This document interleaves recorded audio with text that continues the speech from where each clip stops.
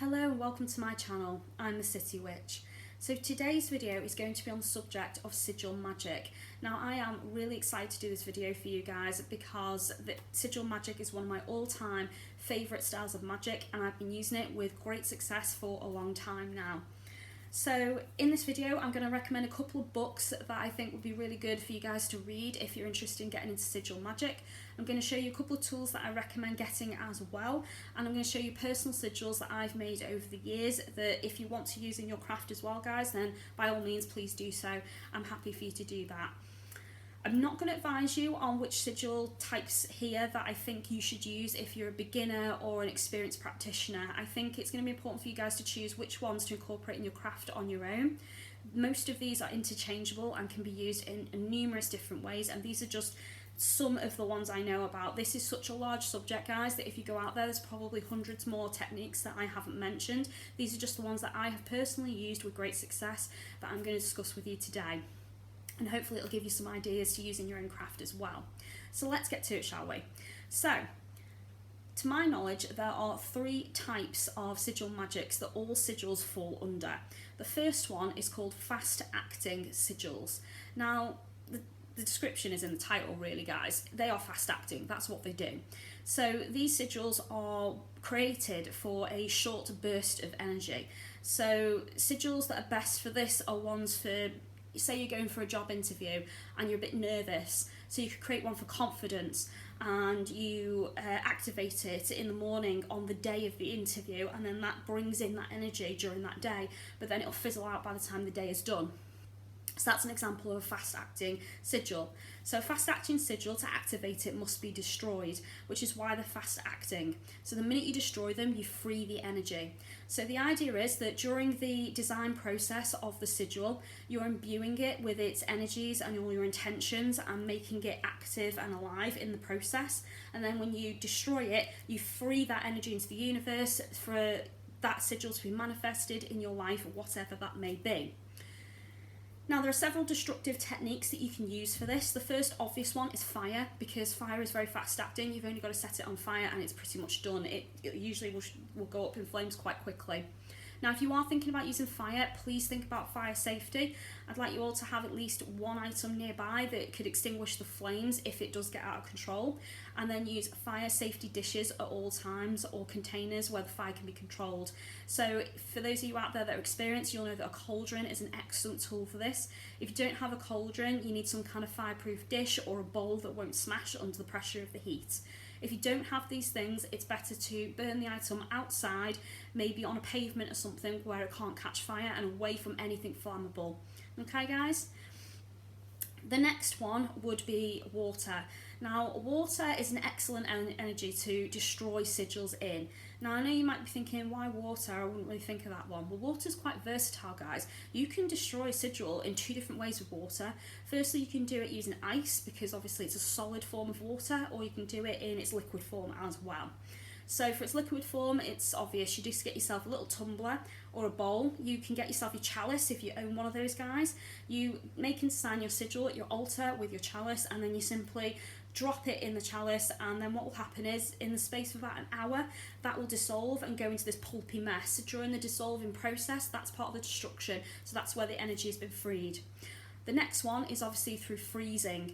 So you can choose to pop your sigil into a water ice tray, or even a little plastic bag with a little bit of water in it, and stand it up inside your freezer, and as it freezes, it's been destroyed, because obviously when you want to melt that, that's going to tear apart, and actually it might have even torn apart during the freezing process. I've had ones do that. So that is the freeing of the energy, and then when you're ready to get rid of it, you can just take it out, and you can just take it outside and chuck it into the garden or out in nature and let it dissolve on its own.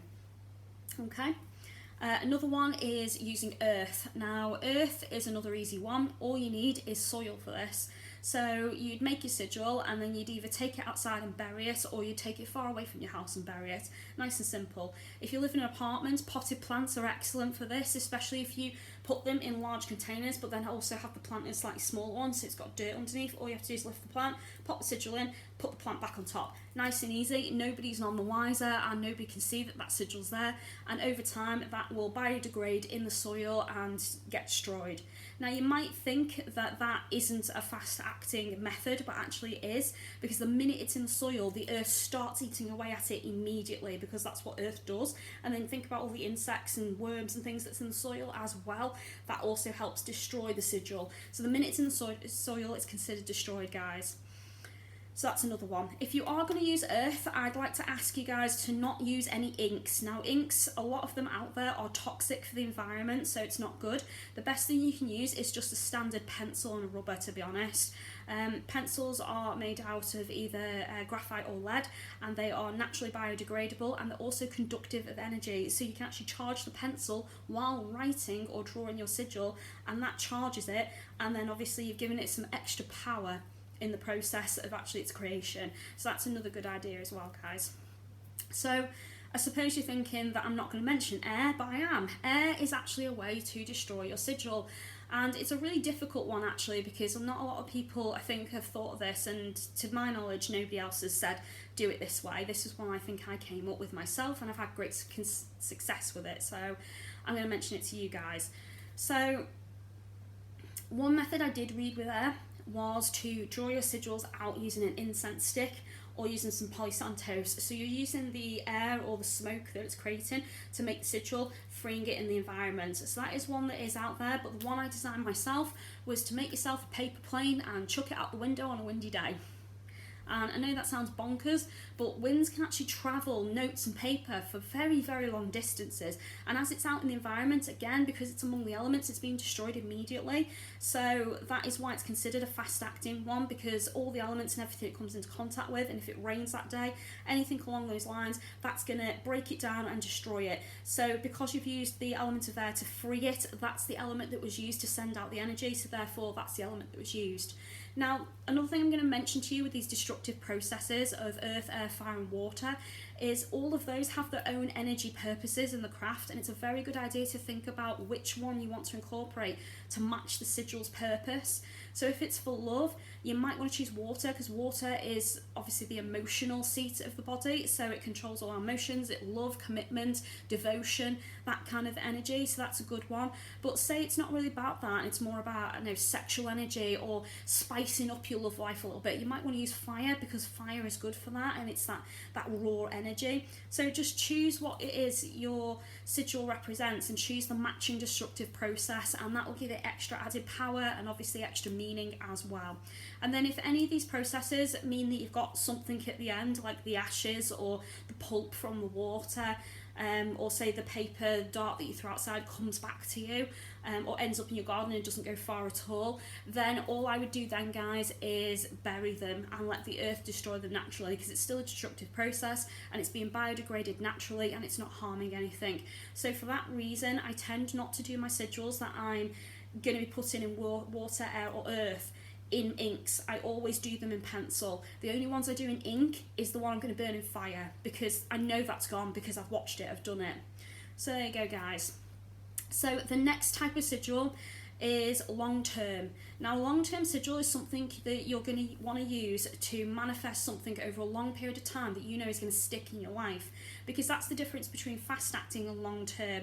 So your fast-acting sigils, because you've freed the energy, because they are fast-acting, they also fizzle out just as quickly, which is why they're good for just day purposes rather than long-term things. So long-term sigils are something that you're going to want to have until the thing starts coming into your life, and then you destroy the sigil because it's done its job and it's dead.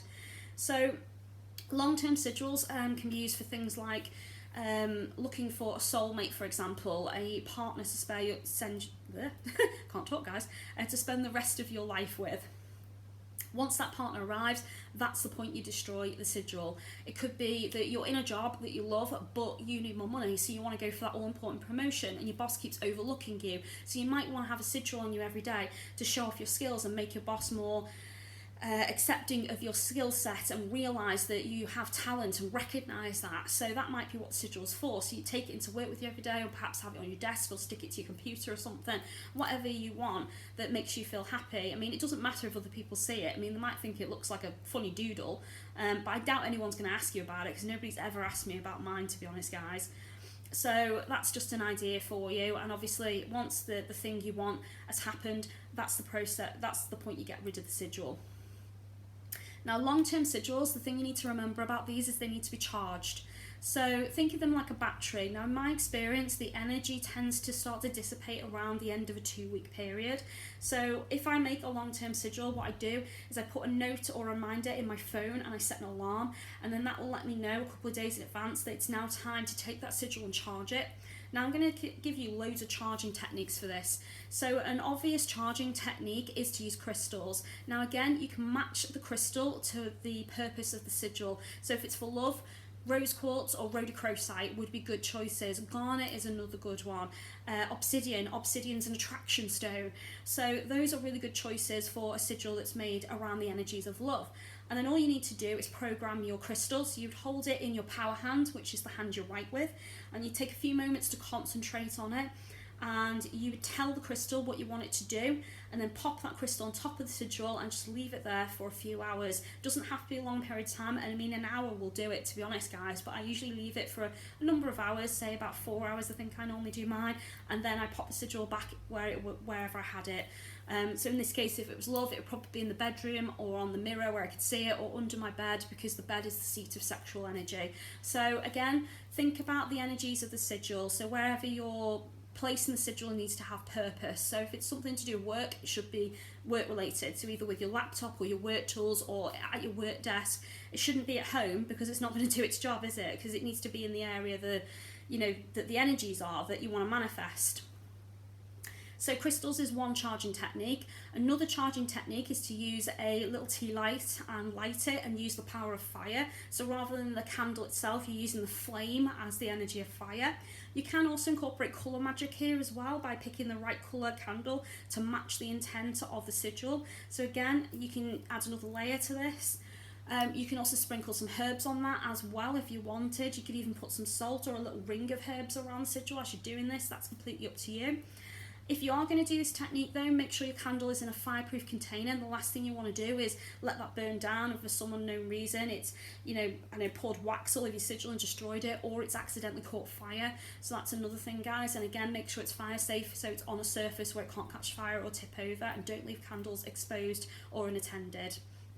So another good one to pick is you can use salt or you can use sugars. Now, sugars are obviously really good for sweetening energy. So if this is a sigil for happiness or romance, or to attract someone to you, or to sweeten somebody up, to be nicer to you, or to mend a broken bridge, or for friendship, sugar's really good for that. If it's about protection or boundaries or pushing things away or protecting yourself from negative energies, salt is a better one as well. So you can use those to charge up your sigil as well. You can use the sun, the moon. So if you're going to use the sun and moon, think about when you want to put the sigil out ready for those energies. So for the sun, I personally would choose peak of the day. So for me here in the UK, that would be around 1 o'clock, and then I would remove it around 4 o'clock, so it's had a good few hours. And again, if I'm going to place that outside, I'll make sure it's pinned down so it's not going to blow away or become destroyed, and I'll keep an eye on it. So I wouldn't put it out on a day that's raining, for example. That wouldn't be great energies to choose. And then again with the moon, I would put that out towards the midnight hour, and then I would set an alarm to get up first thing in the morning to remove it so the sunlight hasn't damaged it or altered the energies. So again, it's just about thinking about things, guys. And a really easy one for charging that I've noted, that I've done quite a few times now, is using your wand or your atham. So your wand and your atham are magical tools, and they control and help you amplify your own energies. So you can obviously use those to channel energy from your solar plexus and into the sigil, and then you just trace the drawing of the sigil to activate it and recharge it, and then it's done. Now, that is the quickest method of doing it, but sometimes it's nicer to imbue it over a longer period of time, and if you haven't got time to stand there and do that, then just sticking a crystal on it and walking away is just as easy, and you can leave it charging over the day while you're at work or something. So that's another one, guys, that you can consider doing. So moving on to the next one. The next type of sigil that I know of is called psychological. Now these are also long-term sigils, but these are ones that you don't charge. These are ones that you proudly display in your home in some form or another, and they are designed to work on you psychologically and change your vibrations. So these would be sigils that you maybe incorporate into a lovely piece of artwork, and then you place the artwork on the wall in your home, and then every time you walk in that room and you look at it, even if years down the line you've completely forgotten what that sigil represented, your mind doesn't forget because you made it. So psychologically, when you see it, your mind knows exactly what that is. It changes your vibrations to match that, and then the room's vibrations as well match that because it's in that room and it's vibrating that energy. So you then vibrate on that frequency, and then of course what happens then is you start manifesting whatever it is that sigil represents. So these type of sigils are excellent for house protection. So I've got a number of different ones around my home that, to be honest, nobody's ever noticed they're there, and they are there. And some of them are for simple things like protection or warding against thieves or negative energy, but I've also got some for rebalancing and tranquility as well. So these are all good ideas, guys.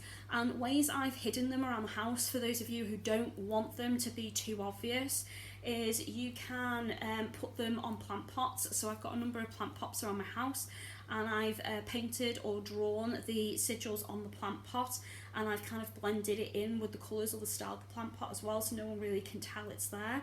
You can also put them in artwork, as I say. So if you're an artist and you love to draw and design, you can incorporate them into things, or incorporate them into your artist signature as well. A lot of people don't tend to pay too much attention to that, and because it's there and you see it's there, again, it has the same impact. So that's another way to use it. If you are quite an experienced practitioner, you'll know what I'm talking about here when it comes to psychological sigils. These quite often are in your craft space, so you'll have them all on the walls, ones to represent the 4 quarters or certain energies you work with or certain deities.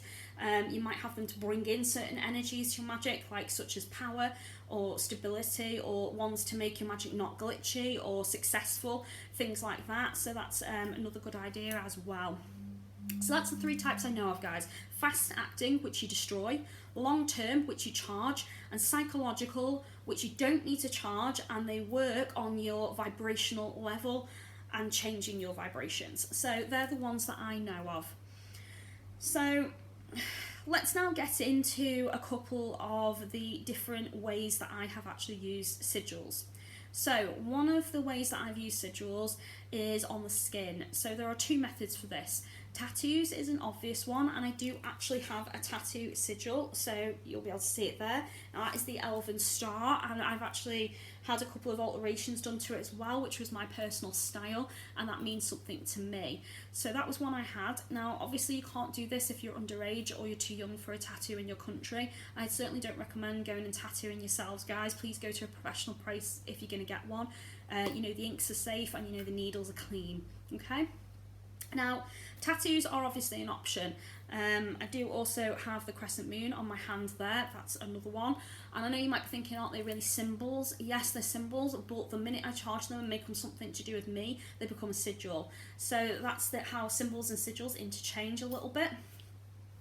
So you can have tattoos on your body, but obviously they're going to be permanent, so it's thinking about which ones you want and being completely happy with them, and then also think about the locations on your body, because some employers might not be happy about you having tattoos, and there's also the risk of eventually down the line you not liking them as well, so think about that a little bit before you get one. Now, another way that you can do these sigils on your skin is using something like this. So this is an eyeliner pencil. Now the thing with eyeliner pencils is they are non-toxic, so that's the first thing, because they're safe to put on the skin, because they're a beauty product. They're also super cheap to get hold of. You can buy these, I think I bought this for about 60p, so not expensive at all, and you simply design your sigil, and then when you're happy you would just draw it on your skin. And if you are going to do that, this doesn't have to be a girl thing as well, guys. If you want to do this, you can do this fine. I don't see why not. And again, you can choose the body part that reflects where you want the sigil to go. So if it's something to do with self-love, you might want it to be drawn somewhere here on your chest or close to your heart. If it's something about speech or communication, it might be quite high up, somewhere here maybe, as close to your throat chakra as you could possibly get it. When I've done circles, I have actually drawn symbols on my forehead in oils and in this kind of a item. Quite often though, when I am doing sigils, I tend to do them on my arm there, because when you think about it, you've got a massive canvas here, and then you can wear long sleeve items and cover it up and nobody would be any wiser. I've also drawn sigils on my stomach as well, and on my legs and on my ankles and on my feet. So there are lots of places that you can think about drawing these sigils. Now, obviously this type of sigil would be considered fast acting. The reason for that is because over the course of the day, they do start to rub off. So I wouldn't recommend using something like this if you're going to wear a white shirt, because it is going to rub off, guys, and it will kind of start to come through. I've noticed if the material's on the thin side, so that's something else to think about as well. One of the things that you can do, and there's a couple of different things that I've tried here, I found that if I use talcum powder and dab that on over the sigil very carefully, it makes it last a little bit longer and it doesn't rub off as easily. So that's a good one, especially for you guys out there that don't have makeup. For ladies, you can use sealing sprays, but at a distance, so don't obviously have it too close because it'll just run like water. And you can also use your sealing powders as well that you use to finish off your makeup on your face. I've dabbed that on and that's done exactly the same thing, and actually that makes it blend a little bit more so it's less obvious. So it's completely up to you guys. If you don't mind having your symbols on display, then have them on your hands or your face, it's up to you.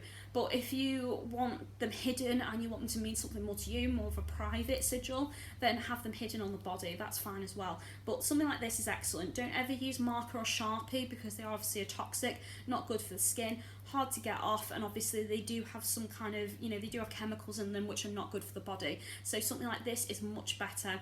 Crayons and chalks are okay as well, but obviously chalk doesn't stick to the skin and neither does crayon. So yeah, so something like this is what's best. Okay, so the next thing I want to talk to you about is petitions. Now, petition magic is an excellent form of magic. If you don't know how to make a petition, guys, I do have a separate video on this, and I will link that in the description for you if you want to watch that and learn how to make them. But with petitions, by the time you get to the step where you want to sign the petition, instead of signing it, you could also draw a sigil to be your signature. So again, this could be something to represent the energy of the petition. So using the example of love, it could be a symbol that you've made to represent love or commitment or desire or romance, something like that, and you draw that as the sealant instead of your name. You can also use it in conjunction with your name, so you could still choose a sign, which is traditional, and then add that sigil onto the paper somewhere. If you don't want to add it on the actual main petition, what you can do is, as you're folding it, in the folding process, you can add symbols as layers or sigils. It's up to you. I've done both. Or you can fold it, and when you get to that bit where you're done and it won't fold anymore, you can then draw your sigil to kind of seal it closed. That's another technique I've used as well. So, an obvious way to use sigils is candles. Now, this is probably one of my favourite ways. In fact, every spell, every ritual I do, I have candles, and I'm usually always carving something into the candle. It could be a client's name or some sort of detail, such as an address or a postcode. It could be a birth date, or it could be some kind of numerology that I've used to discover information about the client or the energy. Could be some kind of star sign or planet sign, but 9 times out of 10 usually there is some kind of unique sigil that I've made for that spell that I then carve into the candle. Now, excellent examples of candles for this are pillar candles or church candles, because they're quite wide and they give you a big canvas to work with. You can also carve sigils into little tea lights or thin candles. I've done that successfully, but if you've got a large candle carver like I do, it's better to use a toothpick when you're doing that because it's smaller and it's a bit easier to write with a toothpick.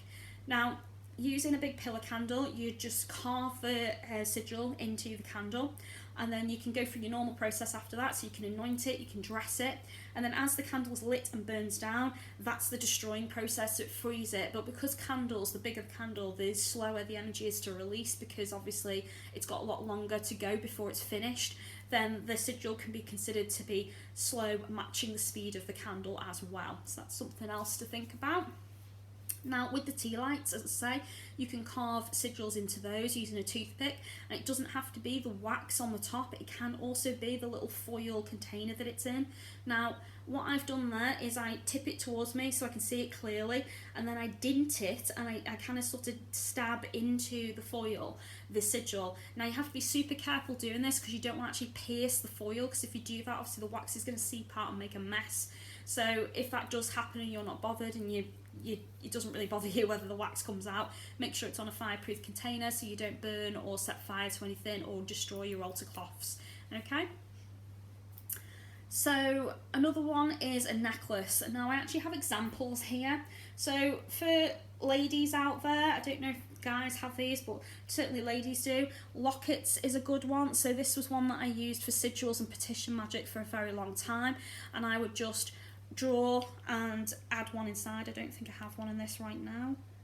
No, it's empty right now, but I usually have something in there and I will wear that. I do have one which is a display one, and it looks like that. Now I bought this online really cheaply, and I just popped in it a little piece of paper like that in a triangle shape, and I wear it. Now those are sigils of my own designs. For those of you who've watched my other videos, you'll know I do have a medical condition, so I have drawn these sigils for personal vitality and good health to help me with my sickness. And I've been wearing this a lot lately this week, guys, and actually it's worked a treat. I've felt loads better. So that's another example. So if you want to be private about it, lockets are brilliant for that, but if you're not bothered, you can buy something like that where it's on display. And for things like lockets or pouches, or you know, you can get these necklaces these days which are like tubes, you can take it a step further, guys. You can add herbs, crystal chip-ins, oils, you know, all sorts of things into it to layer your magic. So that's another good choice with those.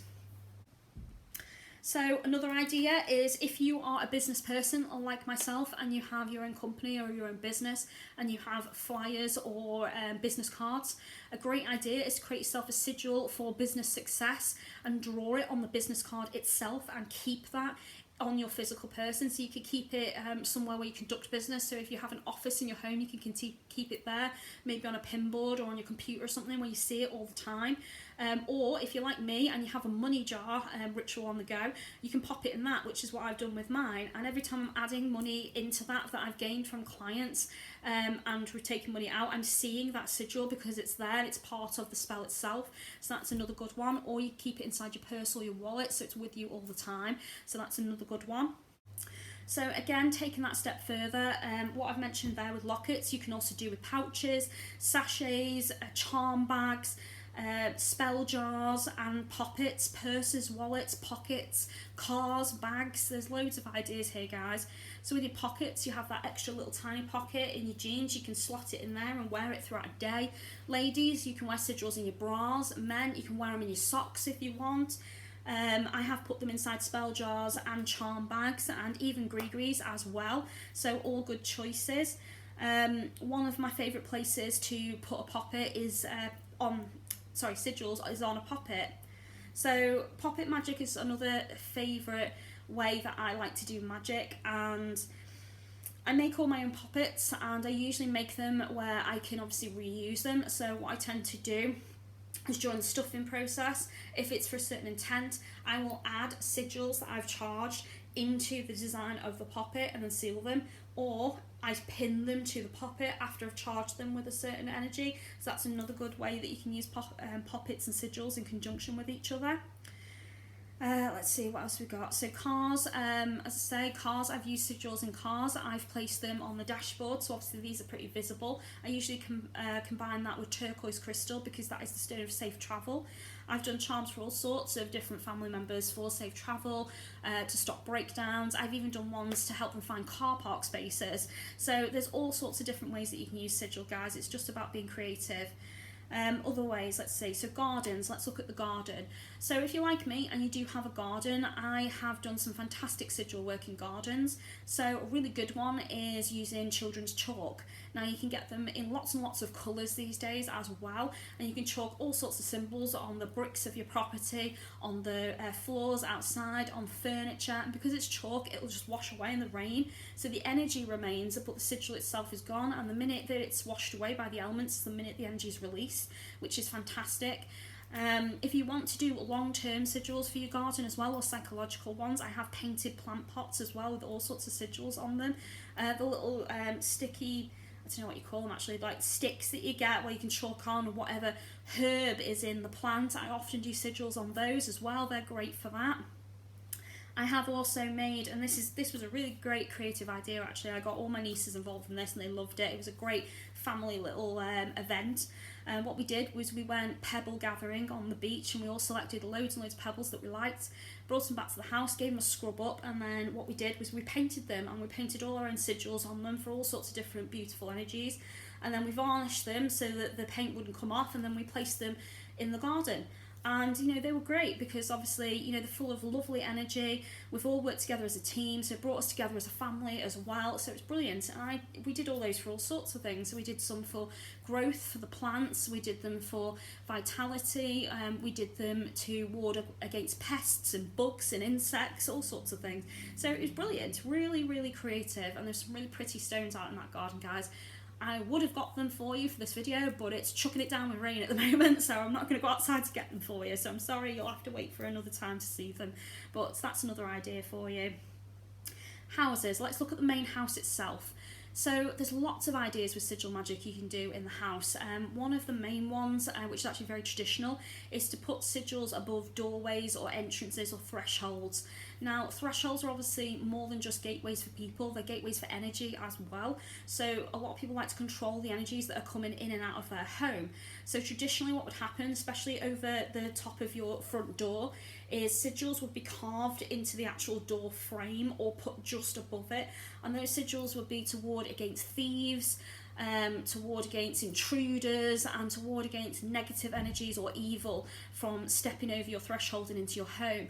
So they're brilliant choices. I mean, I myself, I do have a sigil that sits in a protective jar just above my door frame. I also have a horseshoe for good luck as well, and I do have a hidden sigil scroll that just rests on the top of my door frame that no one sees, and all I did was I rolled it up really tightly after I charged it and I placed it there.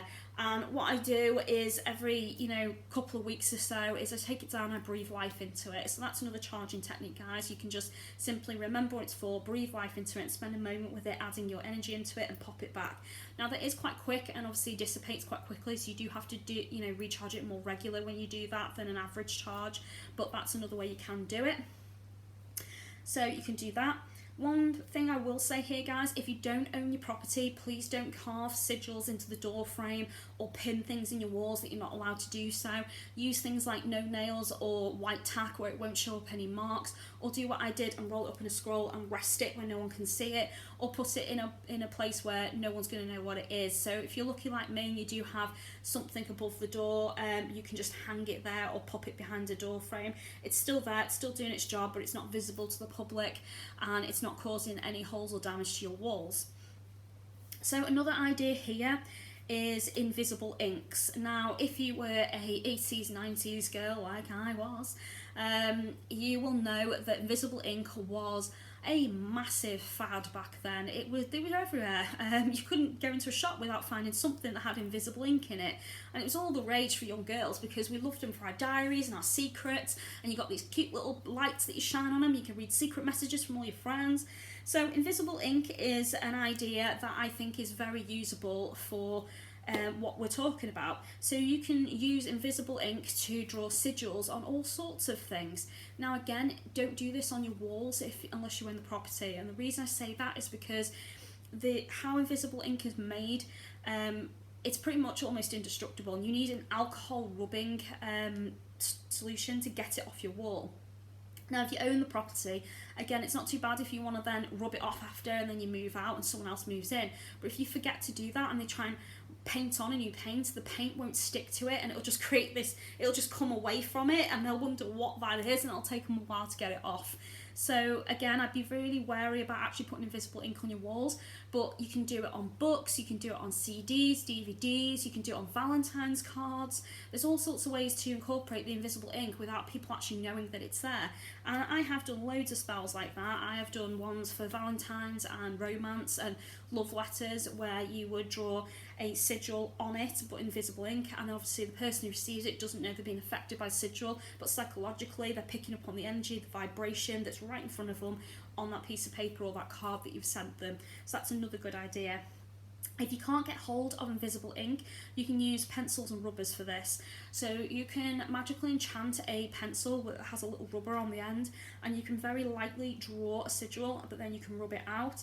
And obviously the sigil is still kind of there because you've imbued that piece of paper with that energy of the sigil, and then you've rubbed it off.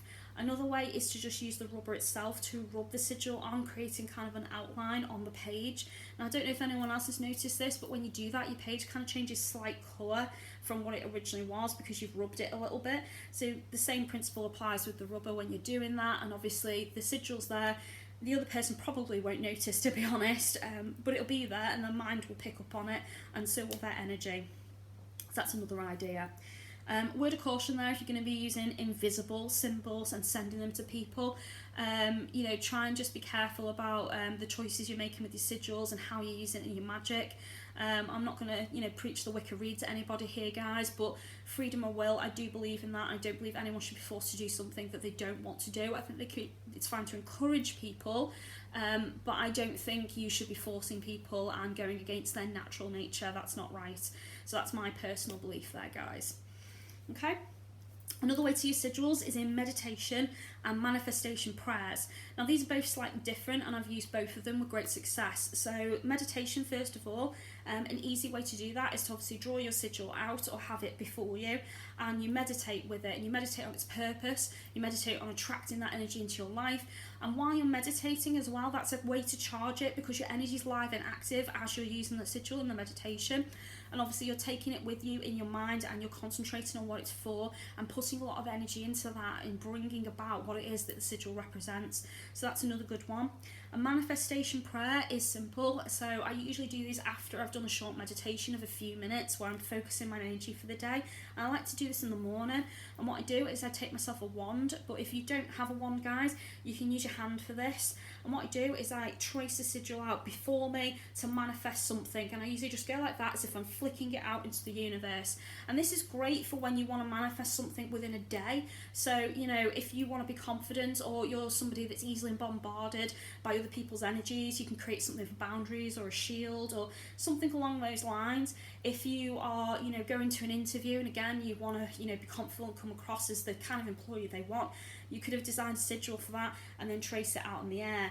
Now, it's good to do this kind of practice for sigils that you know very well, so you don't have to have them in front of you, because if you've got them in front of you, that's kind of doing the meditation one and not the manifestation one. So I tend to use ones that I know of, that I've been working with for a long time for this. So easy ones for self-love, ones for beauty I've used as well. And beauty ones are really good for when you want to draw them at yourself while you're looking at your reflection in the mirror, guys. So there's a couple of ideas for you there. Mirror magic is another one. So mirrors are classified as portals for manifesting things and obviously summoning things. So it's a good way to summon energies into your life and to call upon certain energies out in the universe as well. Now, we all have a gigantic mirror in our home that you probably don't even really think about, which is your TV. It's classified as a black mirror. So you can also draw sigils on and into that and send that out through the black mirror and into the ether, manifesting or attracting what it is you want. When you're going to do that, guys, make sure you shut down your mirror afterwards. So kind of hold your hand up and say, I close you off now, nothing may pass without my consent. The reason you're doing that is to stop actual entities coming through into your home, because you've actively used the item as a tool while you've been manifesting. If you're not comfortable using the TV, which is a black mirror, then use a regular mirror, but I still recommend, no matter what, sealing off your mirrors and telling them nothing may pass without your consent, sealing it off energetically. Okay.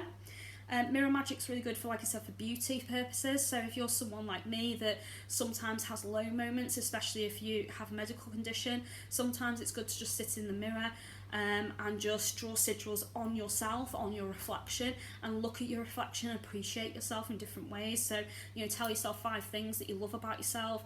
You can manifest, you know, self-love.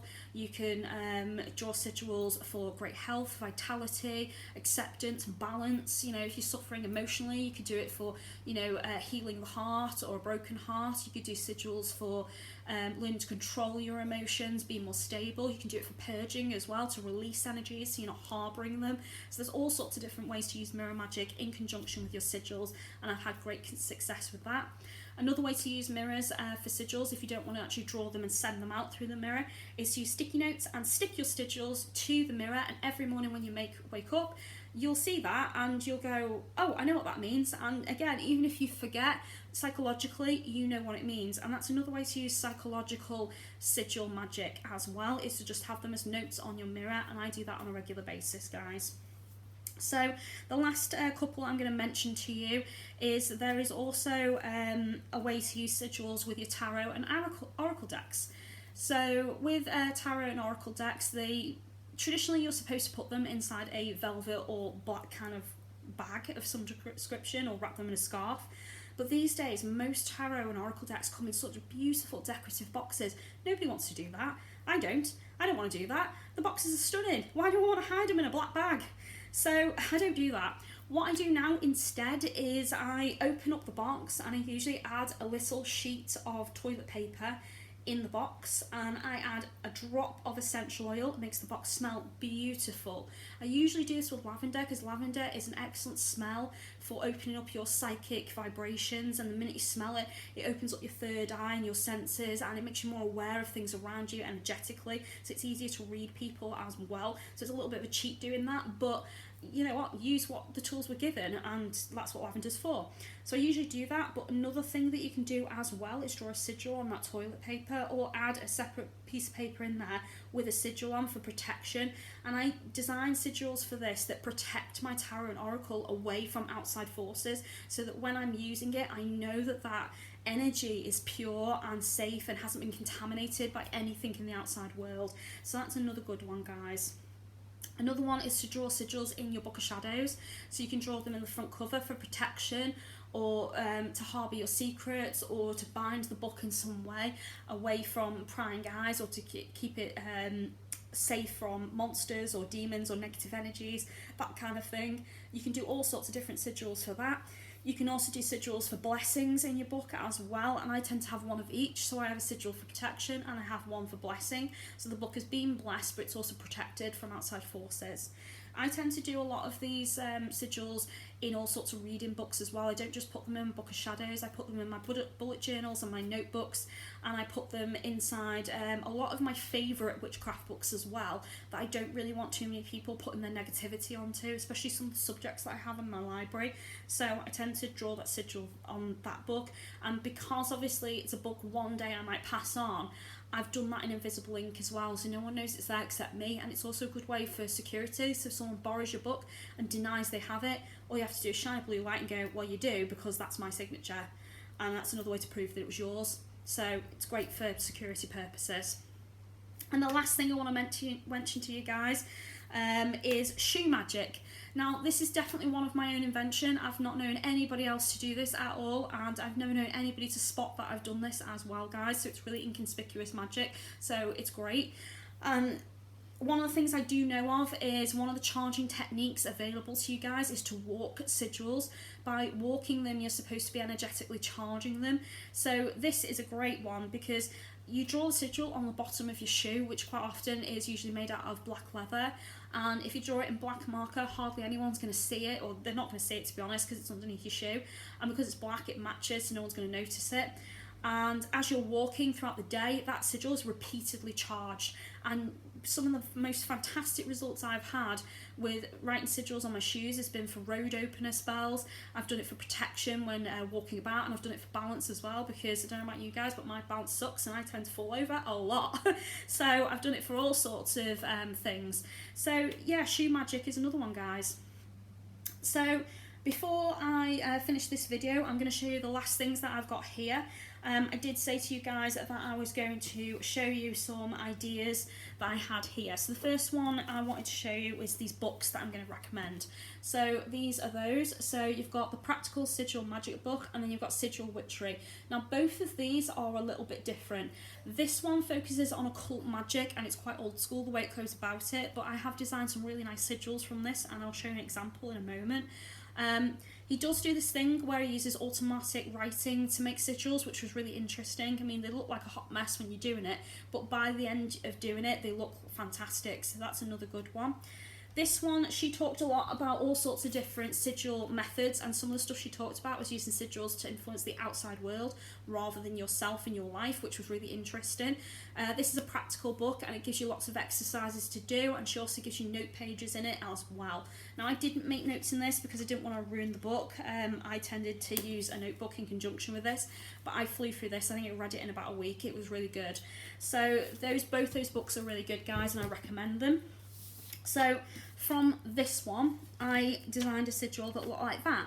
So that's what I mean when I say occult sigil. So this one's not your average type of sigil. It's certainly not one that I would have normally designed. So this was designed for a couple that had contacted me, and they were going through a divorce. Now, they still cared about each other, so it was all amicable. There was no arguments or anything. But they wanted to be able to separate their lives completely, including their energy. So they were asking for a separation spell. So I designed this sigil using the occult practices from the book I just showed you. Now, the idea with that is you always start with a cross or an X, so yeah, and then you build upon it. And how you build upon it is you design yourself a statement, or you use the names of the people. In this case, I used a statement that I tweaked over time until I was happy with it. And then you break it down to its lines, slashes, so vertical, horizontal, or the curves, until you end up with so many of each, and then you top them up so you know how many of each you have. And then you start with a cross or an X, and then you add them in. And you just keep going, and you just keep tweaking it until you're happy with it. So I think this was about my 8th design. And as soon as I added the last line, I knew, I just had this like feeling in my gut that this was it. So that became my separation sigil. And as I say, guys, feel free to use that, you know, screenshot it, pause the video and copy it. I don't mind. That is completely fine. So that's just one of my own design. Now, this is my sigil book, and I recommend you all start one of these because this is a fantastic idea.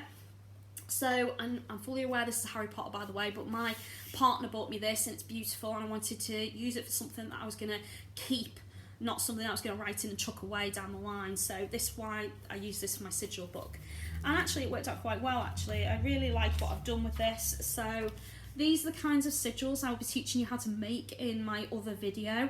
So these were all made using 3 completely different charts and methods, and then this one used the same method, but obviously you can connect the dots in different ways, which is why I've ended up with a couple of different ones there. And again, guys, feel free to pause the video if you want to. I don't mind. So that's the ones for boundaries. Obviously that one was quite a big one, and to be honest, I don't tend to draw big sigils, but I actually really liked that one, so I kept it. So that was that one. Let's see if I can get another good one for you guys.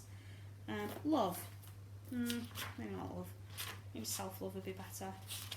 There you go, self-love. There you go. So again, feel free to use these, guys. I don't mind. Now, when you're drawing these though, if you are going to draw them, the circle is the beginning and the slash is the end, and on these ones the plain one is the beginning and the ones with bubbles are the end. So what I've done here is one bubble would normally have been the end, but if you've got multiple numbers that match, so kind of like 2, 2 and 2, that's how you've ended up with a couple of dots like that, to let you know there was more than one of that particular number that it valued. Excuse me.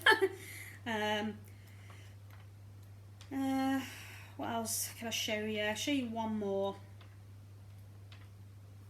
Do vitality for it because it's a good one for health. So all those you people out there that have a medical condition like me, this is a good one. And that one you'll recognise was in the locket I showed you.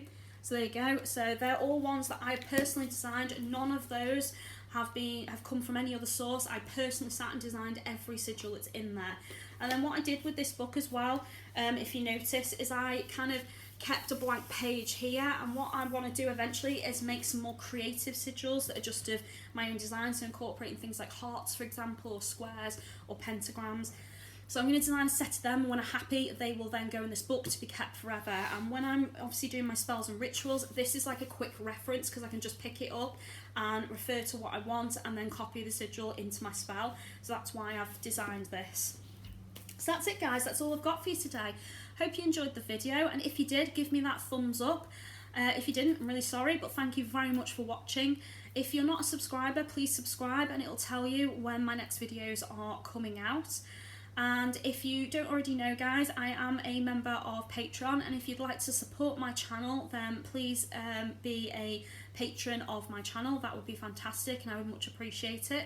I also do separate offers on Patreon compared to all my other pages, so you guys get a lot of things through me cheaper. So all my readings and my spell work for you guys is cheaper. If you want to order through me, then please send me a message. It's worth following me on all my other pages as well, so Facebook, Instagram, Twitter. I do deals on lots of different things, and my Instagram in particular, you will see all my personalised spells and rituals that I do for clients, so you get a look at my altar and my work and what I've been doing. So that's also good as well, guys. So thank you very much for watching. I love you all, and be good to each other, and I'll speak to you soon. Blessed be.